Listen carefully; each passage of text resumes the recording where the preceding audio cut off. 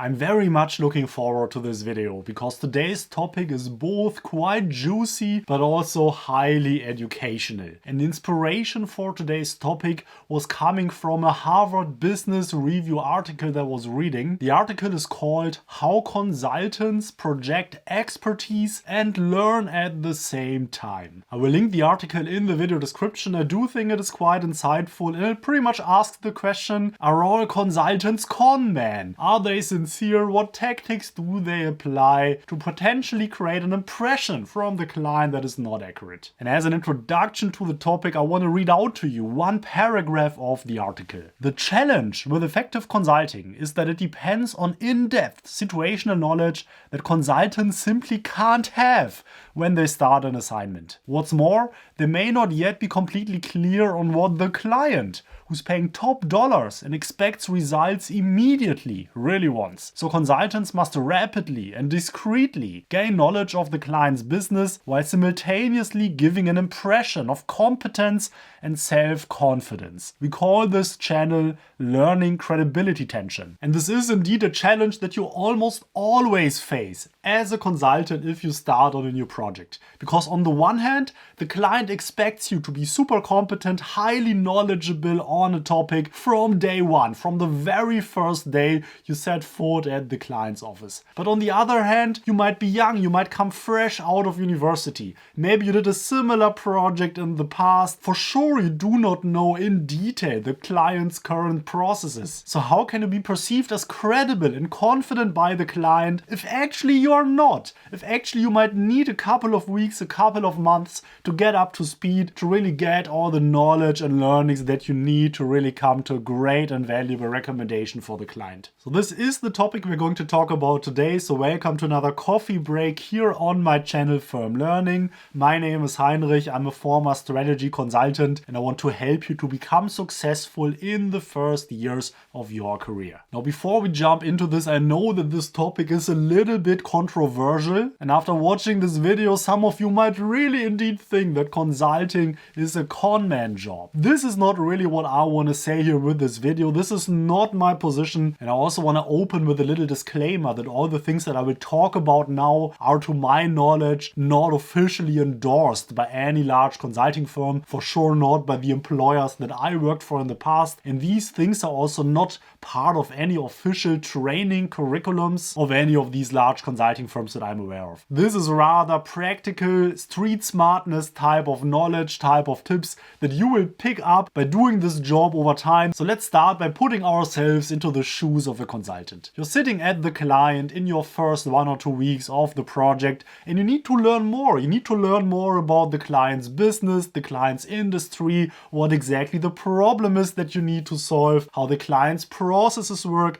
and so on. Now, what can you do? Of course, you can just blatantly ask the client, what does this mean? How does this work? How is this supposed to go? So if you do this, if you ask these type of direct questions, you will often get not so nice answers from the clients. They might say, well, this is why I hired consultants, for them to give me the answers. I shouldn't train you. You should know these things. Why are we paying you so much money if you're not even aware of these basic things of our business, of our industry, and so on? And trust me that these are not some theoretical considerations. You hear things like that all the time on projects. These things happen quite frequently. And indeed, a partner I worked with in the past once told me, well, Heinrich, consulting is like close quarter combat. You really need to be careful, you need to watch every step, behind every corner, behind every door. There might be danger. Be careful. So it might be fair to argue that as a consultant, often you need to fake it till you make it. In the first weeks or in the first months, you somehow need to pretend to be knowledgeable, to be an expert, until you really build up that knowledge over time. And this is now where the juicy part of this video begins, because now I want to share 4 of these sneaky tactics that you could employ as a consultant to create exactly this impression. And again, I do not say that every consultant is using techniques like this, and I also do not necessarily endorse to behave in this way, but let's just say that tactics like this can can be quite helpful in certain situations. And the first tactic is to leverage the fact that you as a consultant have an opportunity that many other employees of the company do not have. And this is that you as part of your project will very often be able to talk to lots of different people at the client from lots of different departments. And by that you will collect lots of information that probably many employees will not be able to have if they just work on one specific task in one specific department for their whole career. So often by talking to one client, you will pick up some industry trends, some certain specific information on what is going on in the company that probably another client of yours, another employee of the company is not really aware of. So the next time you then talk to this other person at the client, you can then selectively share some of the information that you got from the first client. And by that, because this other client might not be aware of that, he or she will then often perceive you as very competent, very well informed, that you really know your things if you tell him information about their company that even they do not know. And indeed, there is this sarcastic saying that consultants just borrow your watch to tell you the time. And while of course this oversimplifies it, I do think that there is some truth to that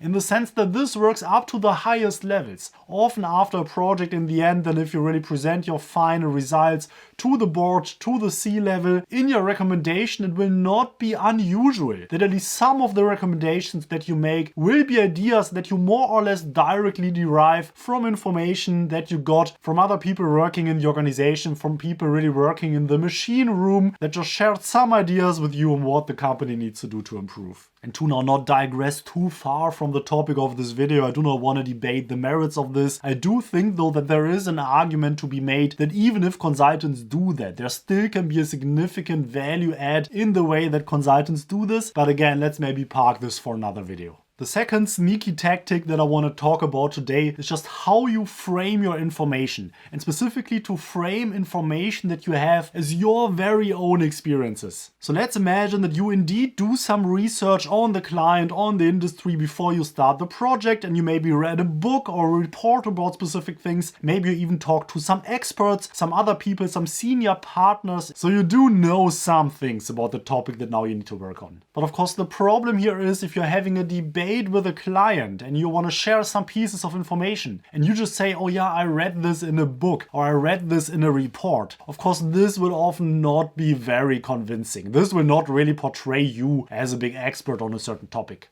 So instead you can frame this as your own experiences. You can say, oh yes, last time I worked on this is how we did it. You can say, from my experience, this is how this is handled. This is how usually this works. This is what other companies in this field do. And this frames you as not only being book smart, as not only being a student who read about a certain topic in the past, but as being a practitioner, as being an expert who has done similar things in the past, who has worked on these specific topics, on prior engagement, on prior jobs or whatever. My third little sneaky tactic is on how to frame questions. And actually this I picked up in one of my very first internships. I was working with a project lead and she always seemed super confident. She always seemed like she really would know her things. So one day I just asked her as an intern, how do you do this? You always seem so confident. Though clearly these topics need to be new to you, at least to some extent as well. So I asked her, how do you do this? And she indeed shared one little tactic with me that I really found helpful and frankly also applied several times myself then afterwards. And she told me, whenever a client uses a term that you do not understand or says something that is not really clear to you, instead of asking, what does this mean? What does this term mean? Instead of asking this, because these questions of course potentially make you look ignorant, instead rather ask, what do you mean with this term? What does this mean to you? What exactly do you mean if you say this? Because what this implies is that not only you understand the general meaning of what this person was talking about, but you even have this higher, more abstract knowledge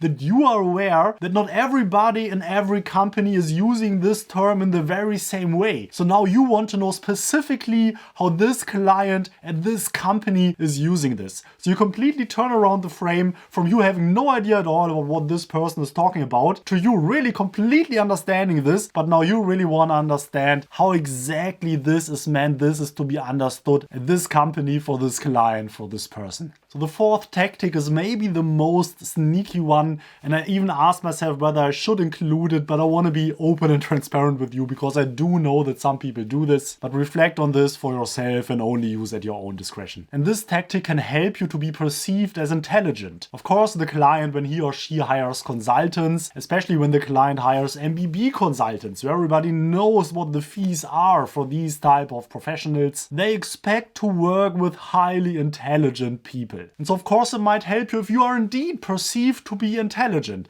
But how can you signal that you are intelligent? And indeed, at least from my experience, one of the strongest signals that always have a very strong effect is mental math. If you are really good at mental math, everybody will think that you are highly intelligent. Interestingly, this is not only true for clients, but for your own team, for your partner, your project lead you work with as well. And of course, ideally, you really are good with mental math. This is really easy to you, and then you can indeed impress people just by doing some crazy calculations in your head. So what do you do if actually your mental math is really bad? You're just not good at all at it. So what you could do is, when you prepare for a meeting and when you know that you will present, for instance, some parts of a document or maybe a whole document, some pages of a PowerPoint presentation, then already think about, okay, are there some pages where there are numbers on them and where potentially you could do some little calculations on your presentation that would seem quite impressive? Because then what you can do is that you can fake the mental math. So before you walk into the meeting, you think of a calculation, you already calculate the result with Excel or with a calculator, and then you walk into the meeting, you present the document, and then live on the spot, you pretend that you're calculating something, saying, okay, so if you multiply this by this, and then you divide it by this, then this is the number that you will get. So again, yes, this is probably more than just sneaky, so take responsibility for your own actions and decide whether you really want to do this or not. So now reflecting on these tactics, and I also want to make it clear that these tactics are not only relevant for consultants,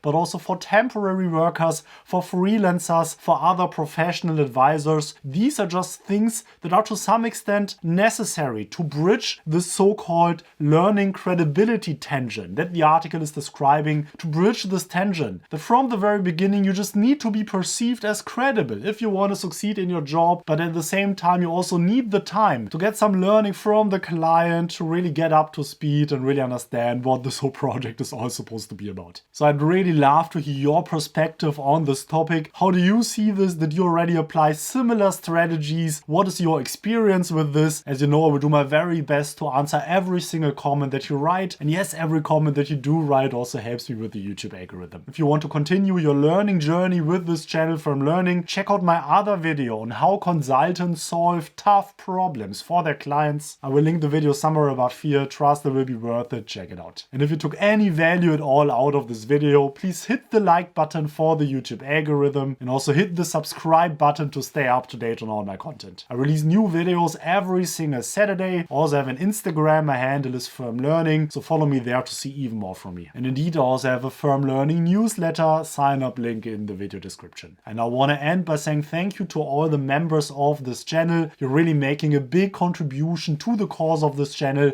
Thank you so much for your support. So if you watched until the end, also let me know in the comments. I very much appreciate that. Thank you for your support. Good weekend to all of you. See you back next Saturday. This is Heinrich from Learning. All the best to you and bye bye.